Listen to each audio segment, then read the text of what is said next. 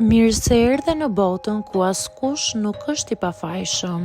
Sekrete shqiptare, vendi ku rrëfimet më të thella, më të ndaluara dhe më të pathëna të shqiptarëve marrin zë. Na bëni subscribe për histori të ndryshme.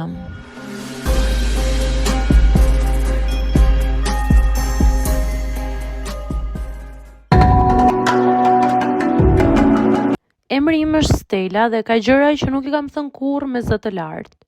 Jo sepse nuk i mbaj mend, por sepse disa kujtime nuk rrinë rehat në fjalë, rrinë në trup, në mendje dhe në heshtje. Isha 16 vjeçe atëherë, një moshë ku nuk je më fëmijë, por nuk je as i rritur. Gjithçka ndihet më fort, më thellë dhe më ngatruar. Atë natë flija në dhomën e prindërve të mi. Ishte diçka e rrallë, por jo e pazakontë. Shtëpia ishte e ftohtë, soba ishte vetëm në dhomën e tyre dhe ata më kishin thënë të flija aty. U shtriva në anën time të shtratit, me shpinë nga ata duke u përpjekur të flija gjumë.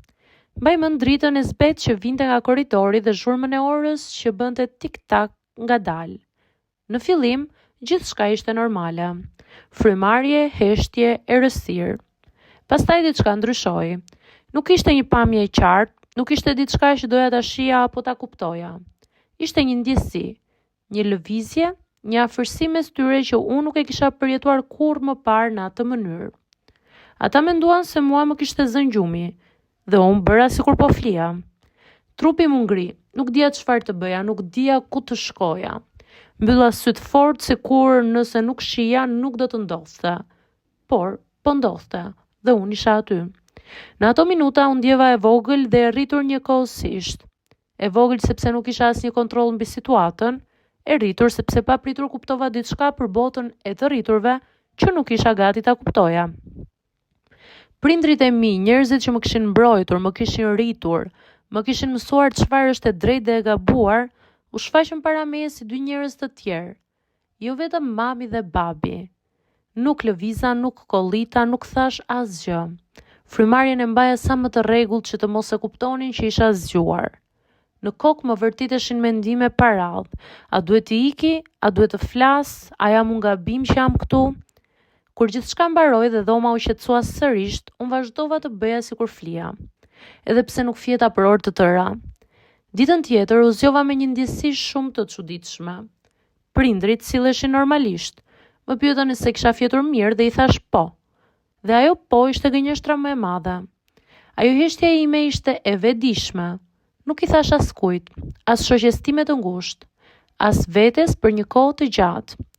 U përpoqja ta shtyja atë kujtim në një cep të errët të mendjes time, por nuk u zhduk. Thjesht ndryshoi formë.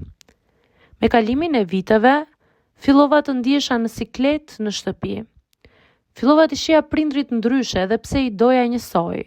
Kishte një mur të padukshëm mes nesh, një sekret që vetëm unë e mbaja. Dhe ndonjëherë, kur i shija duke qeshur së bashku, më kthehej ndjesia e natës, ngërç në stomak. Me kalimin e kohës, kuptova se ajo që pash nuk ishte diçka e gabuar në vetvete. Ishte thjesht diçka që nuk duhej ta kisha parë. Por truri im adoleshent nuk e dinte këtë dallim aso kohe. E ruajti si tronditje dhe jo si informacion. Heshtja ime më mësoi diçka për veten. Sa shpesh zgjedhim të mos flasim, jo sepse nuk kemi zë, por sepse nuk dim si ta tregojmë. Dhe ndonjëherë të mos flasësh është mënyra e vetme për të mbijetuar emocionalisht. Sot që jam e rritur, e shoh vajzën 16 vjeçare me mëshirë dhe mirëkuptim. Ajo bëri atë që mundi në një situatë që nuk e kuptonte plotësisht dhe nuk e fajsoi më në heshtje. Disa histori nuk tregohen për të gjykuar, tregohen për të kuptuar dhe kjo është njëra prej tyre.